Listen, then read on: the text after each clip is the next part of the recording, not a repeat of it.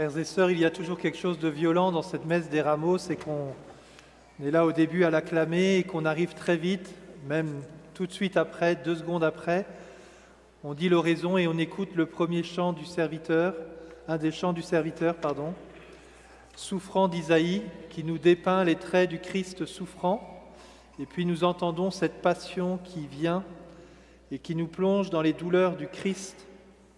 Au centre de toute cette lecture, il y a ce grand verset que nous entendons proclamer, la seule parole que saint Marc nous donne du Christ en croix. Mon Dieu, pourquoi m'as-tu abandonné ?» Et toutes les lectures sont là comme pour nous montrer l'accomplissement de cette parole. Alors vous voyez, c'est un point important pour nous. Peut-être que vous trouvez ce moment un peu violent, et c'est bien de trouver ça violent. C'est pour ça que l'Église nous donne en fait 1 semaine pour vivre ce qu'on vit ici en 1 demi-heure. Si la formule 1 demi-heure vous suffit, vous prenez cette formule d'1 demi-heure et on se retrouve dimanche prochain. Si vous voulez, comme dans l'Évangile, non seulement voir les grands moments de Jésus avec les foules, ici le dimanche quand Jésus rentre et on l'acclame, puis au pied de la croix, ou si vous voulez l'accompagner comme ce que l'on voit avec la scène, la préparation du repas, l'agonie à Gethsémani, ce que Pierre vit au pied du feu avec les disciples, toutes ces scènes un peu privées, alors vous pouvez et nous pouvons l'accompagner heure par heure, à partir de maintenant, dans nos maisons, en décantant un peu cette semaine que les évangélistes ont pris le soin de développer largement. Vous voyez, l'entrée de Jésus à Jérusalem dans l'évangile selon saint Marc, c'est au chapitre 10, et la résurrection, c'est au chapitre 16. C'est-à-dire qu'il y a presque la moitié de son évangile qui développe cette dernière semaine de Jésus. Alors, je vous encourage, et nous vous encourageons, si vous êtes là, souvent c'est ce que vous voulez, à prendre le temps de célébrer, de contempler Jésus, et non pas à arriver avec plein de demandes. C'est la semaine où on ne demande rien à Jésus. C'est la semaine où vous regardez Jésus. Puis si peut-être c'est la semaine où vous faites ce que Jésus vous demande. Pour une fois, on inverse les rôles, vous voyez. Jésus, donne-moi. Jésus, j'ai besoin d'eux. Jésus, j'aimerais. Cette semaine, c'est Jésus, qu'est-ce que tu aimerais ? Tu aimerais que comme Marie à Béthanie, je te lave les pieds et que je verse mon parfum pour te dire mon amour quand d'autres disciples s'en vont? Est-ce que tu voudrais que je prépare la fête de la Pâque parce que tu as ardemment désiré manger cette Pâque avec nous? Seigneur, cette semaine, on va te regarder. On va te regarder et on va t'aimer. Prendre le temps de regarder Jésus, prendre le temps d'aimer Jésus. Et vous pouvez le faire en accompagnant Jésus heure par heure. Voilà, je vous donne quelques pistes qui n'apparaissent pas. Lundi, mardi, mercredi saint. Vous avez tous ces chapitres où Jésus est dans le temple. On a entendu dans l'Évangile, Jésus provoque les soldats, vous m'arrêtez, mais j'étais dans le temple à enseigner. Jésus a passé 3 jours dans le temple et ils ne l'ont pas arrêté. Il n'y avait aucune parole de Jésus qui méritait d'être arrêtée. Souvent aujourd'hui, le monde condamne Jésus. Et pourtant, Jésus pourrait redire la même chose. J'étais là, j'ai enseigné, tu as les paroles.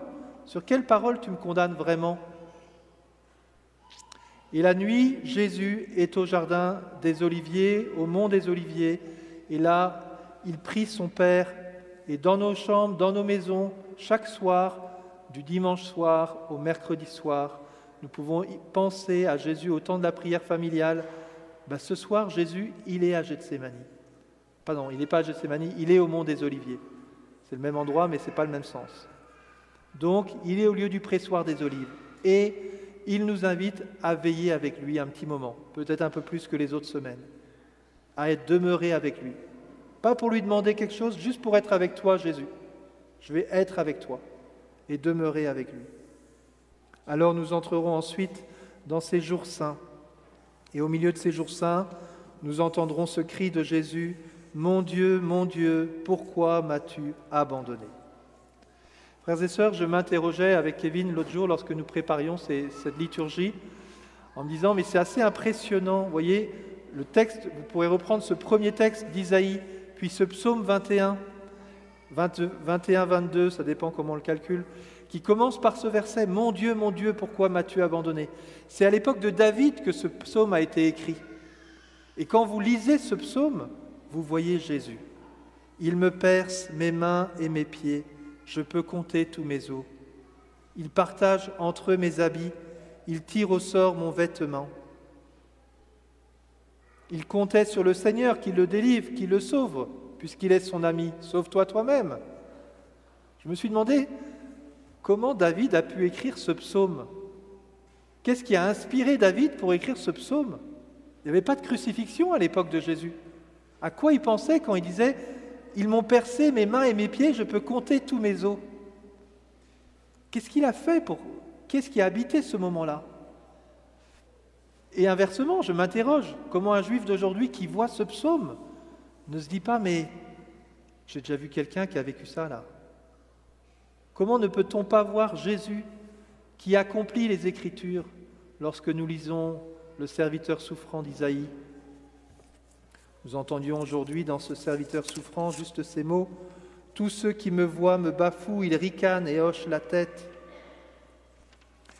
Frères et sœurs, ce « Mon Dieu, pourquoi m'as-tu abandonné » sur la croix, si les pharisiens et les foules croient qu'il invoque Élie, Jésus est en train de prier. Il prie ce psaume. Il prie ce psaume et il vit ce psaume. Il prie ce psaume comme Dieu. Il prend ce psaume de David, il le fait sien et il offre cette présence, cette prière au Père. Tout ce texte qui se terminera par « Tu m'as répondu et je proclame ton nom à mes frères », le Christ le fait sien. Le Christ est vraiment ce Verbe de Dieu, ce Fils bien-aimé du Père, qui est là pour accomplir le salut et accomplir les Écritures. Mais Jésus dit aussi ce « Mon Dieu, pourquoi m'as-tu abandonné ?» dans toute son humanité. Et dans toute son humanité, il n'est plus seulement en train de prier ce psaume, il vit cet abandon de Dieu. Et là, on est choqué, on dit comment le Père peut-il abandonner Jésus? Mais peut-être que certains parents, vous pouvez le vivre en disant à vos enfants « Mais là, mon fils, tu prends un chemin sur lequel je ne peux pas te suivre. » Or, Jésus prend le chemin des pécheurs, il s'abaisse, Jésus prend le chemin de la mort, et le Père qui est la vie, le Père qui est saint, ne peut rentrer dans ce chemin. Jésus prend ce chemin de la mort et des pécheurs pour nous, par amour pour nous. Et en prenant ce chemin, il vit cet abandon du Père. Non pas que le Père l'abandonne, mais il se sépare du Père pour venir nous chercher dans nos enfers. Pour nous tous, frères et sœurs, qui vivons des fois ces mots du psaume, « Mon Dieu, pourquoi m'as-tu abandonné ?» Pour nous tous qui disons comme Jésus à l'agonie, « Mon âme est triste à en mourir », eh bien, cette semaine, approchons-nous de Jésus, laissons-le nous saisir, aimons-le, reconnaissons son amour pour nous et prenons-le nous aussi en reconnaissance pour tous les bienfaits qu'il fait pour nous.